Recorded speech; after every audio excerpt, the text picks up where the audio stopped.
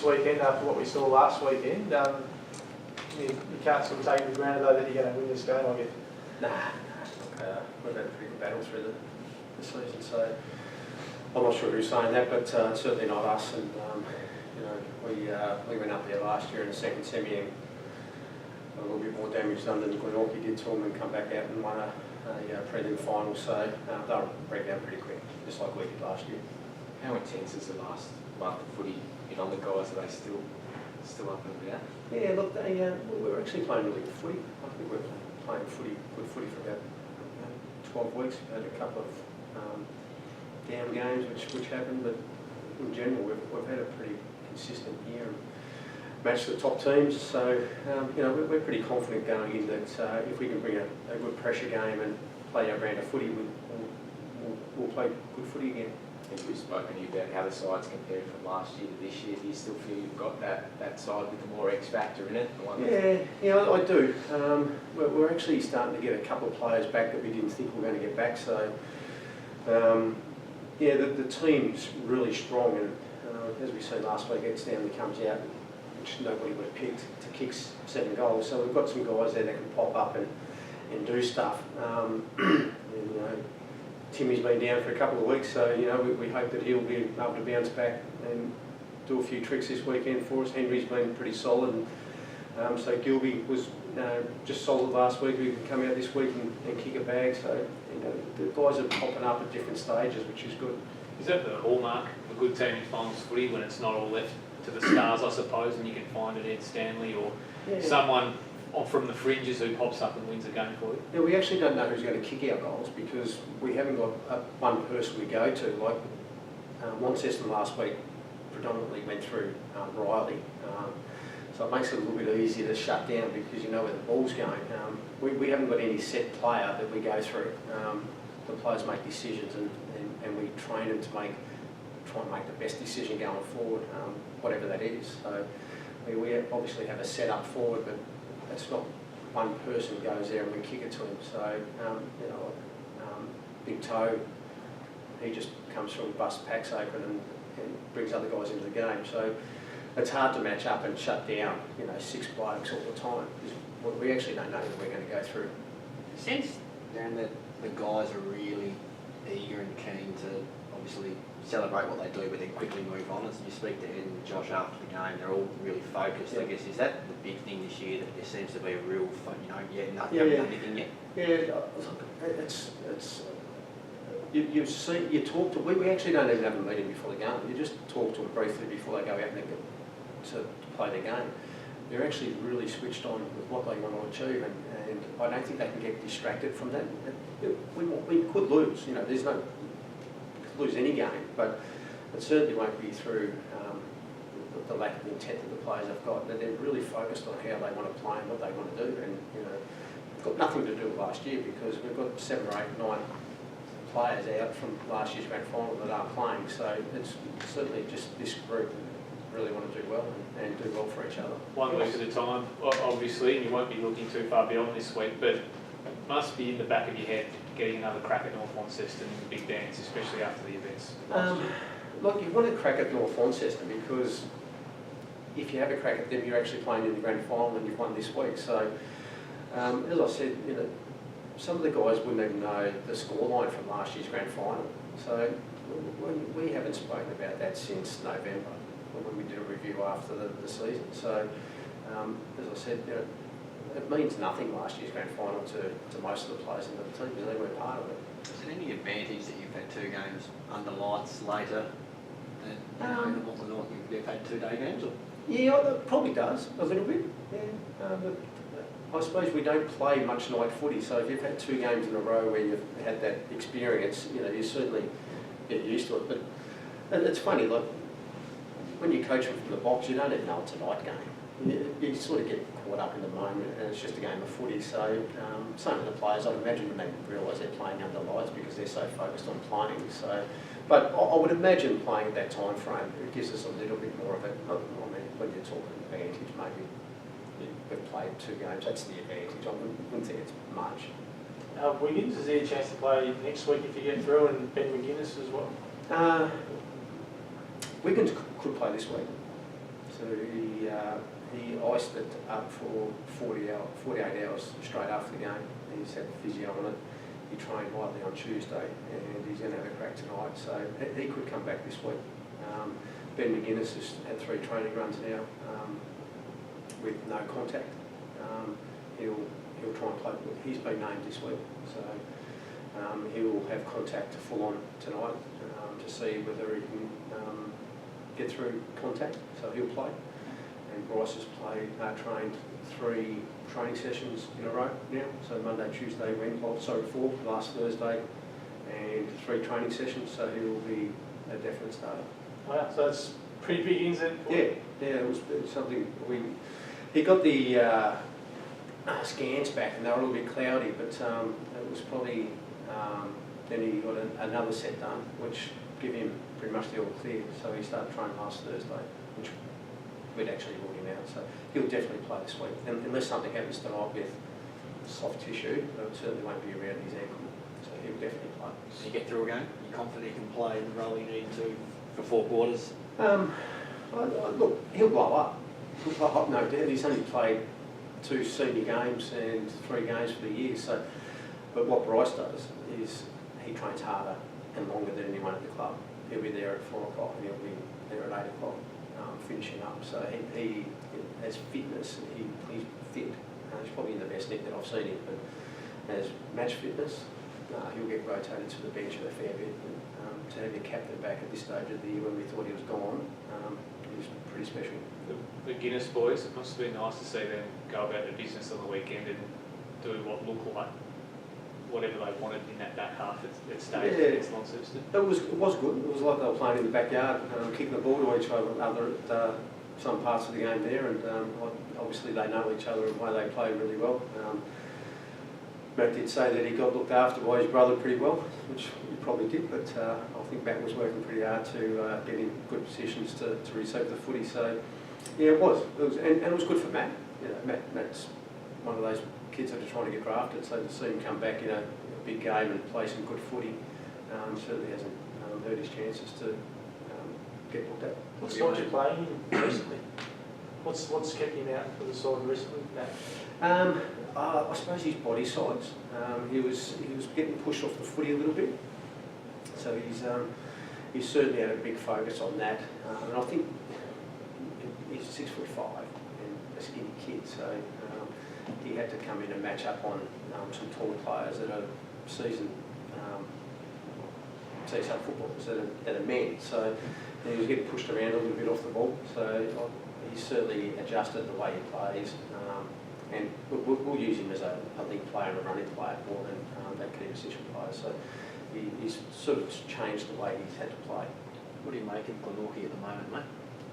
The way their last 2 games? They're really good on, even in the first game against Launceston, I thought they were really good early in the game. And I think there was a couple of 50s that they gave away that got Monty a little bit of a break on them. But overall, I thought the first game was really good. Then you go up to Launceston, York Park, North Lonnie. I know what happens.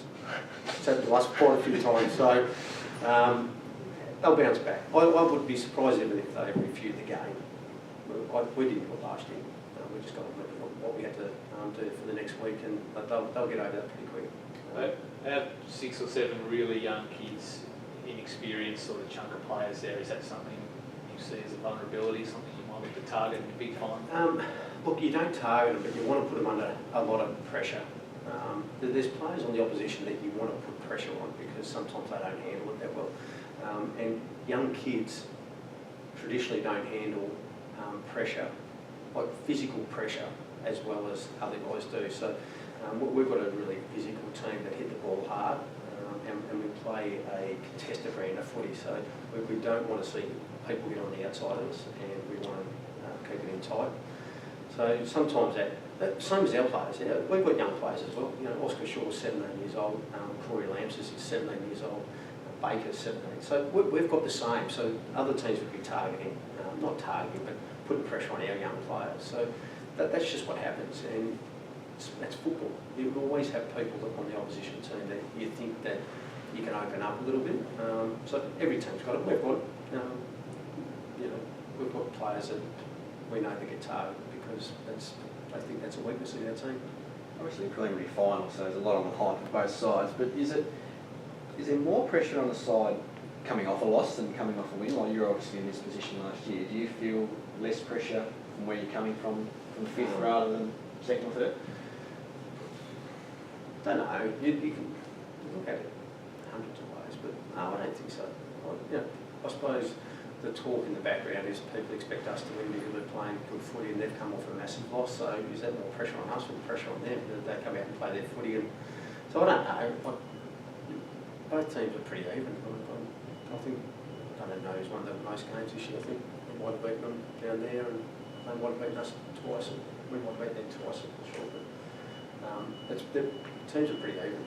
So, having Webster come back from, getting rubbed out and then playing, that's a big win for them. So, they've got some good players that we need to look after. Are you surprised by that he got up? What's that? Did it surprise you that he got off? I thought the match review panel got it right, and traditionally we don't challenge at the tribunal because you normally get one loaded, but I think Glenorchy did it pretty well. They accepted the guilty plea and got it downgraded to low impact, which not many clubs have got confidence to go to the tribunal and challenge it because it could end their seasons. But to Glenorchy's credit, they took it on and went in with a sound case and got it downgraded, which we would have liked to have seen him out. But I think it's great for the game that he's playing. He's got AFL experience, and you want those guys playing. You said they could get Bryce back, McGuinness back, Wiggins back, or staying in. What do you make of that? We'll wait and see, won't we? It's the same every week, and it's one of those things where you have to name your team by 4 o'clock on a Thursday. So anyone who is a chance, you've got to name them, just in case they get through training and they come up pretty well. And so most weeks you go into games understanding there's a good chance there'll be a late withdrawal or two, and we've done that the same ourselves quite a bit this year. Just the nature of the system, that's what you have to do. What big boost for you guys with Zach's thing? We've had cases with Lauderdale, for example, where they haven't bothered to take it to the independent tribunal because they thought it would fall on deaf ears. You guys obviously thought he had a very, very strong case. Yeah, we had a similar one with Reece Mott, and it's sort of the quirks of the system, and I have to say, as the year's gone on, we've perhaps learnt about the system better and how you need to operate within that system to get the best outcome for your club. That's what happened in this case. My thought is that once the match review panel makes a recommendation and the player and club either accepts or rejects that offer, I think what they've done should then be put to the side. I think it's really important that when you go to the tribunal, any tribunal or court system, that you get a clean, fresh hearing where there isn't something already hanging over your head. I think that's particularly important here because the match review panel doesn't get access to all the evidence. They don't get to speak to the players. And so, for example, we had a situation a couple of weeks ago where one of our players was hit in the face, but the match review panel concluded he'd been struck in the throat. Now, they didn't ask the player. So when the match review panel makes their recommendations, it's not always based on all the evidence that's available. And I understand why it's there in terms of reducing the load on the tribunal system. But I think at the same time, once a club or a player chooses to actually go to the tribunal, they should get a clean hearing. And I guess, the way we worked it this week, it enabled Zach to get more of a clear hearing. And, we're happy with the result. We still feel strongly that there needs to be a review of the tribunal and match review panel system at the end of the year, and we'll be pretty keen to contribute to that review. Did the club talk to North Lonnie or Ryan personally about what he might be willing to say? No, we didn't talk to Ryan at all. But what he said was consistent with what Zach told us, so we got a good result. And it was 1-2 weeks before where we felt the result with Reece wasn't perhaps fair. The outcome that we didn't think that was the proper outcome. This one we get a good outcome, and I guess that's been the case this year with the tribunal and the match review, that you win some and you lose some, and we're happy to have him on the field this week. How much do you draw on the win against Launceston a couple of weeks ago in terms of belief and knowing that you can win when your backs are against the wall in this game against Lauderdale, coming off a big loss to Launceston? Yeah, not specifically that game. But we sort of chatted to the players last night. We just sort of opened it up and got them in groups discussing, talk about teams who come off, significant finals losses.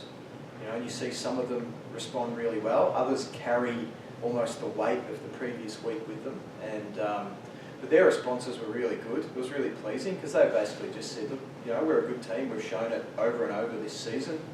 We had a bad first quarter last week. That was their feeling.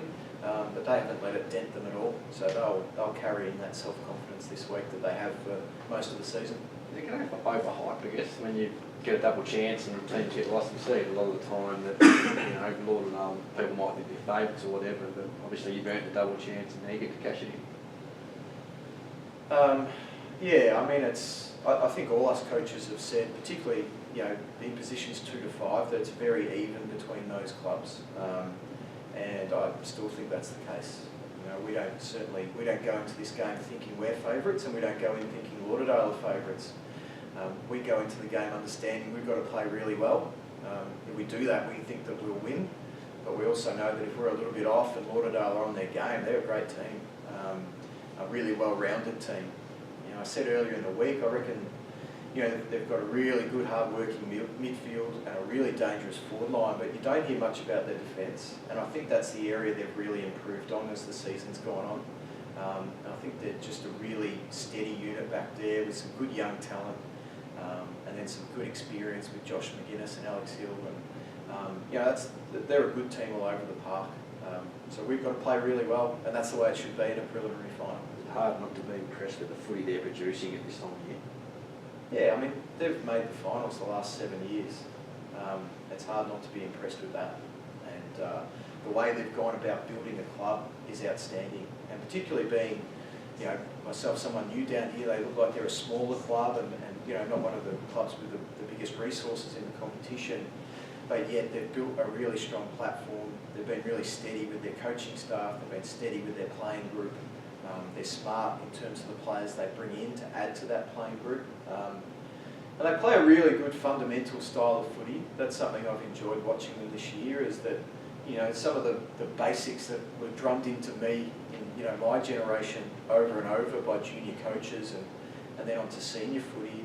And some of that's probably been lost a little bit in modern footy because there's so much more to it now. But I think Windy does a really good job of teaching his teams and getting them to play that style of footy. I think early in the year, where they had a few new players, I reckon 20 years ago you bring in the new players and they understand and they have those basics. But I think it just took now a little while for Windy to get that ingrained in those new players. But once that happened and they clicked and they're all on the same page, they've played really good footy ever since. So yeah, they're an impressive team. They've built slowly. 2 years ago, they went pretty close to beating Burnie in the first semi. They really charged home. They were good in that game. And then last year they make it to the grand final, and then they build again, add some great new pieces. So yeah, they're a really good team. Experienced, hardened, talented, and yeah, so it's a great challenge for us. If we can step up there and beat them, then that would be a great statement about our playing group and about our club. It's tough considering we spoke with Windy about the extra X factor in their side this year, guys like Gilby and the Northern Territory guys. Problematic for you considering you can't really prepare for X factor? I mean, you can, but at the same time, and we've said to our group all year, like, we back in their ability out on the ground to make good decisions. And Lauderdale are very flexible. They do a great job of switching their players around, and so that they're testing your ability as a coaching staff, but also the ability of your players to react quickly. But we back our players in to make judgments and say, this is what we need to do in this moment. We need to make this swap, or we need to do this. And we've had a fairly good season doing that, so we'll continue to back the guys in to do that.